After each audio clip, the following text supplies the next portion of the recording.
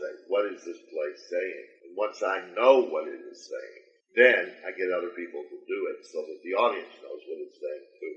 That's really the central element of a director. Now, when he has to do that, what tools does he have that will affect the audience's behavior in relation to the play? He has actors.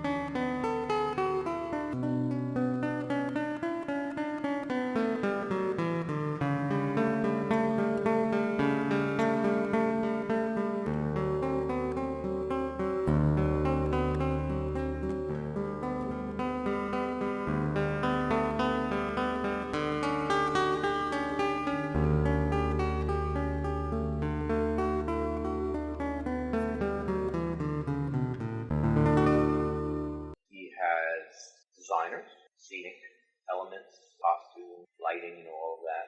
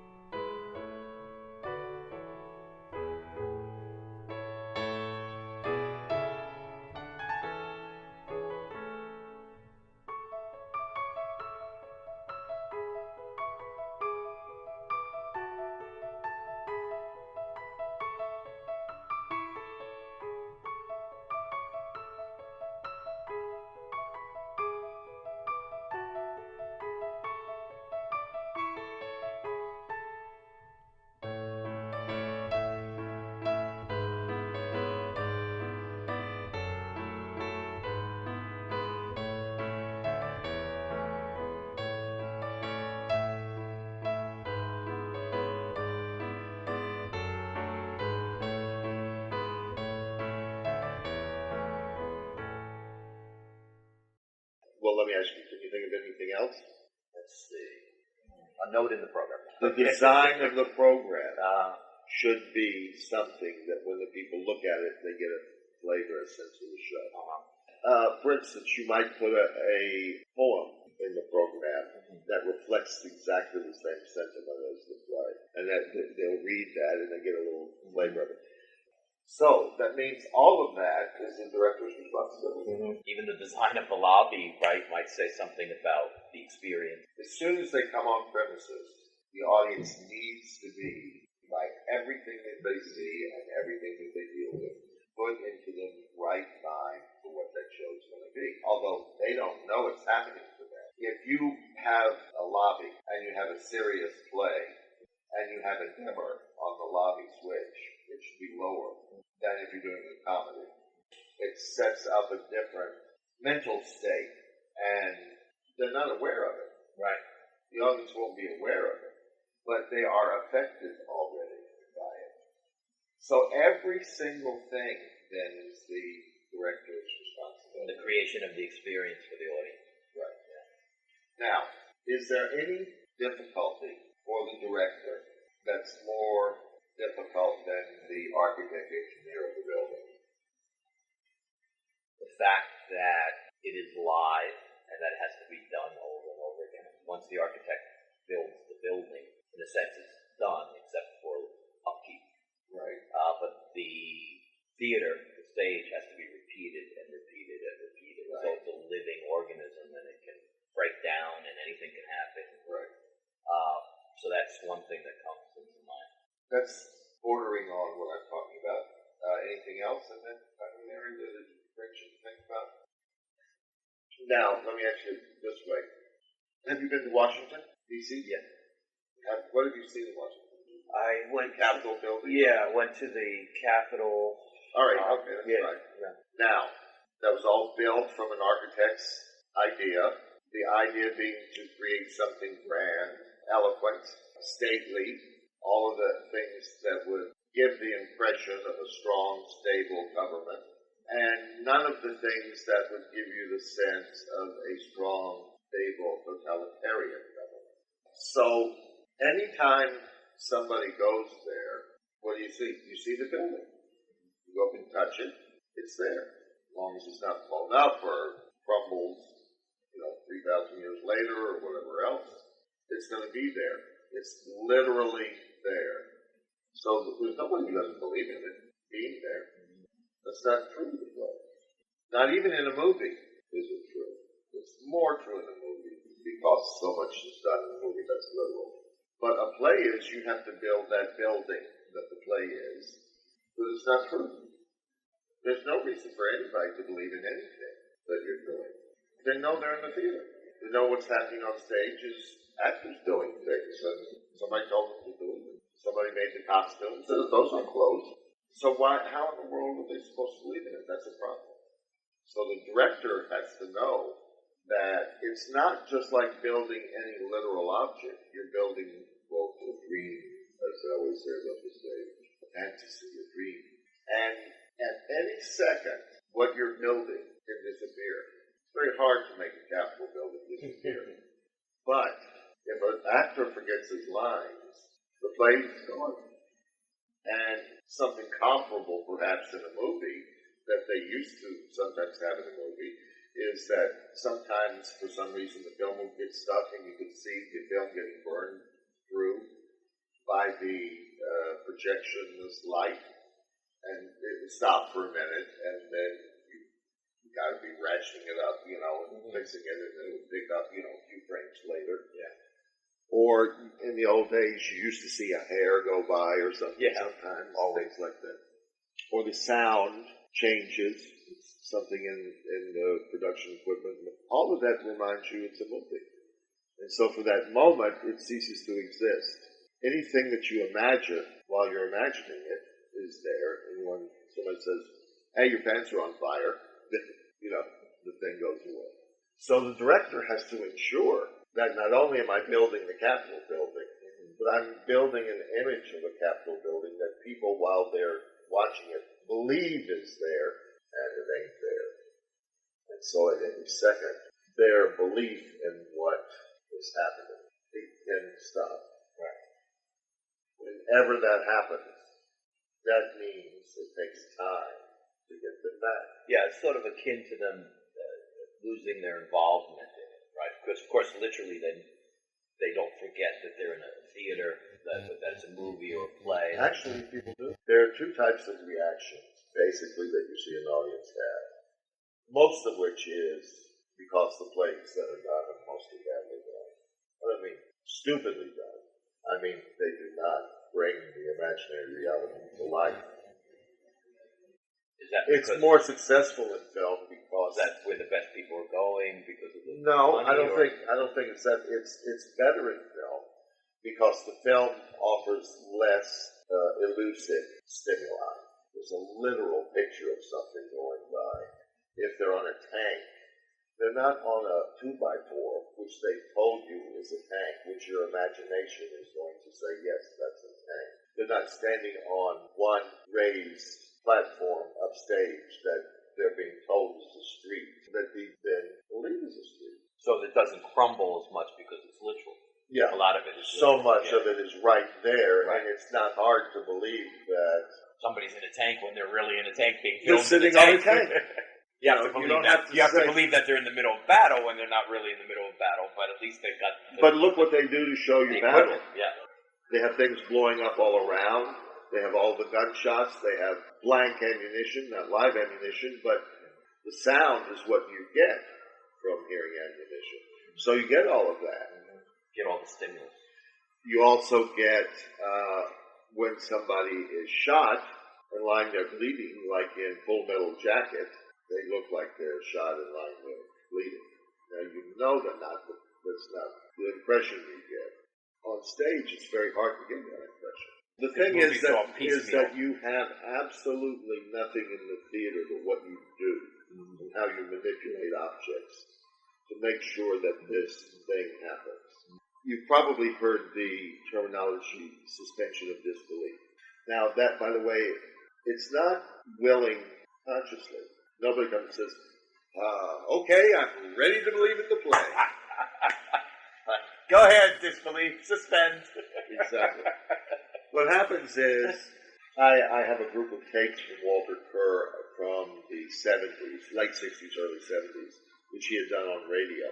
And he said, this is what happens on the stage. Julie Harris comes out in I'm a Pepper. I have to translate an actual person I know to be Julie Harris, let's say.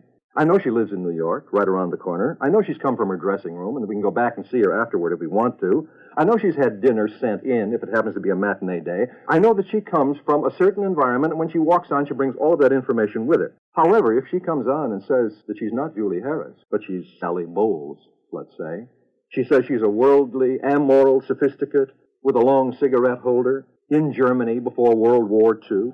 And when she says it, I don't automatically believe her. I don't buy that right away. I don't attach myself to that image and go for the ride with her. I say, no. I saw you last in Member of the Wedding, where you played a little girl and you still kind of look like a little girl. And if you want to make me believe that you're really a sophisticate, you'd better handle that cigarette holder pretty properly. I say not only things that challenge her identification at the beginning, I also say to myself, well, wait a minute now. Of course, that really is Julie Harris with the long honey hair. But also, I know she's an actress, and so maybe she can act the part of an amoral sophisticate with a long cigarette holder, and I'll give her a chance. I'll stick around for a while anyway and see whether or not she can convince me that she isn't that fragile little thing I happen to know her truly to be.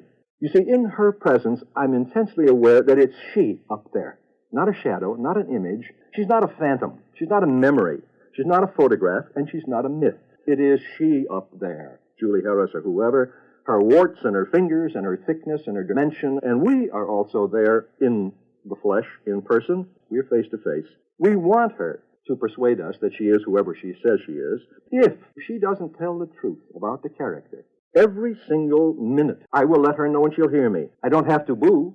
I can do it simply by my silence, by my restlessness, by the rustling of my program, by snickers, of course, but simply by my own magical presence in the theater. I give off waves, you might say, that she is susceptible to. Every night, by my very breathing, I'm letting a performer know, by the way I breathe, I'm letting him know whether or not I accept what he's doing as accurate. And I can destroy the play, or the play can be destroyed for me anytime during its creation tonight. Not just because a real actor can, say, fall off the stage, or not just because an actor can forget his lines, how often that happens, and what a strange, mysterious feeling of tension you have when you know that it is happening. I can, by my applause or by my very presence and breath, say to the actor, no, you're not getting it right. If the actor is sloppy tonight, if he's lazy, if he's tired, if he's indifferent, even if he's tricky, that is to say, he may be on the ball, but he may be dishonestly on the ball, falsifying something. If he's careless, if he's cheap, the trouble starts. Every single night in the theater, the play may not happen tonight. It's never a sure thing. When the little pieces of evidence start to mount up, then the audience gets pulled in. It's almost like a hypnotic thing that happens. And what happens is they stop looking with their intellectual mind, and they start responding to the metaphorical things that happen. And the subconscious feels only in metaphor, not in literal reality. It's not interested in that. And so what you're saying is, go to sleep, conscious mind, wake up, subconscious mind. Now, how you do that is that each of the things that you say and do have to entice them. If you were hypnotizing somebody by turning, by swinging the thing back and forth, you can't stop it in the middle. You can't pull it up and hold it in your hand, because the hypnotic spell is brought about by a continuous It's like electricity. It's continuous. You can't plug it in and take it out and say, well, I should have enough electricity to keep the lamp on. I plugged it in for a while. Didn't it keep going? No. It only keeps going as long as everything that you do keeps going. So that means that there's a lot of things that you have to have control over. There are essentially two responses that audience have. The first is the dream never gets dreamed, but they know they're supposed to sit nicely and be attentive, and people go through things, and the play tells them certain things. And as it tells them, they say, oh yes, I see what it's supposed to be. They may have an appreciation for the event, that they don't go through any of the event. One of the interesting things to do when you go see things is don't watch the stage, watch the audience. When the people in an audience are in that first realm, oh, this is good, I appreciate it. They don't know they're not moved, they don't know that they're not taken anywhere, they don't know what it's supposed to be. But they like theater, and I like seeing the actors, I enjoy coming out. And so with that functioning, I feel pretty good. I applaud nicely. And we all go out and tell everybody how wonderful it was. Nothing has happened. No theater event has happened whatsoever. They haven't experienced theater. The other thing is that people come in, they sit. When they come into the theater, there are things that get them in the right direction, get them stimulated towards a certain kind of mood. All of the music that they play before a play should be music perfect for the mood of the play. Nobody's going to sit and say, oh, listen to the pre-show music. But they're hearing it. And it is adjusting their psyche in relation to what you're going to do. Now, they shouldn't be aware, now it's on, and now it's off. Because as soon as they're aware of that, they're aware, oh, a technical thing has been done now, on purpose. So, when you bring them in, this should be playing for the house door opens. But when they're coming in, they're looking for their seats, they're saying hi to other people. They're not really concerned with letting me hear this. It should be going on as a conditioning element in the background. The stage, what they can see at the stage, if they can see at the stage, should be lighted in a metaphorical representation of what the play is going to do. You want them able not to say all of that in dark. Well, what's all of that? Oh, I think I see. Because then they're only concerned with, oh, I think I see the set. You want to have it lit softly, not to call attention, but if they look, they look. Now, for instance, if you're doing Hedda Gabler, and on the walls are the pistol set of her father, and down here is the pot-bellied stove where she burns Love's book. When the audience comes in, you might have a very, very light amber light on the pistols, very, very light amber light on the pot-bellied stove. Nothing else lit. Now, it has to be light. It can't be spotlight on this, because again, that's too imposing, and it calls attention consciously. And just like the music, you call attention subconsciously, because that's who we're trying to lure into the play. The set pieces have a representational quality, not a literal, here's a bed quality. When you have an empty space, the sort of Peter Brook idea, right? What you should have, if you're going to just do a totally bare space, nonetheless, there should be something.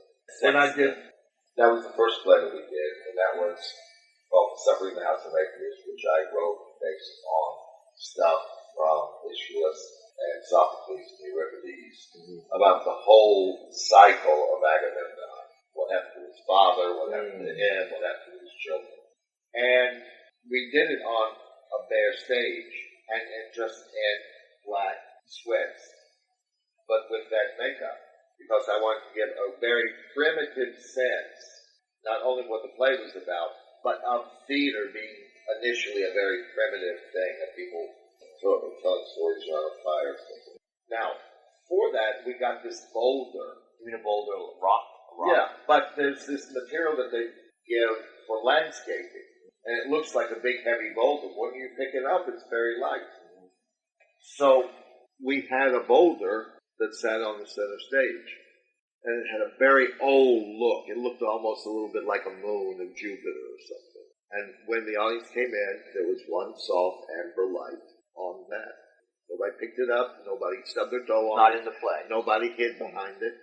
But it has the quality of the primitiveness that I wanted. The way if you see pictures of out west Monument Valley, it has a very primitive earth feel to it. And it's there throughout the play. It's never moved. So Right. the audience is always seeing it, right? Right. So anyway, that was lit because that says something about the primitive nature of what we're going to be doing and the primitive nature of all the actions in the play. That's very primitive. It's been described that that cycle of mankind was the cycle going from animals really into being human beings. Because the questions of Agamemnon's, his uncle's children were cut up by his father and put into, because the two of them were fighting over who was going to be the kingdom. Right. So he took the children, cut them up, and put them into roasted them. And then said, look, let's make up, come eat. The man was then brought to eat his own children without knowing it. So the first is that horror of animal behavior purporting to be human. The second generation, if you know the story of Agamemnon, his brother Menelaus comes to him, says, they took Helen, my wife, to Troy. Now you got to help me go get her back. So the Greek people don't lose their, So Agamemnon says, well, I'll be the general of the armies. Bring them here and we'll go. And they get to Aulis. There's no wind. They can't sail. They go to the oracles. The oracles say, look, Agamemnon, if he wants this, has to sacrifice his daughter, Iphigenia. And when she's dead, the winds will blow and will be. So he's now in a quandary. For his own ambition, do I sacrifice my daughter? It's already starting to be a human thing. Not, I'll cut up your children and feed them to you, which is totally inhuman. So already in that second generation, that next generation, it starts to have human questions. But he does sacrifice them. He goes off to the Trojan War. He's gone 10 years. He comes back. His wife, Clytemnestra, is taking a lover at Chisthus. And when he comes back, she kills him in his bath. And he comes and says, what are you putting all of this down? She says, no, you, my grand warrior who has come back. All the time she just wants to get him into the bath where she would just knife him to death. And actually pay him back for killing Iphigenia, her daughter. So the third segment is Orestes and Electra now playing to kill their mother for having killed their father. We have to revenge our father.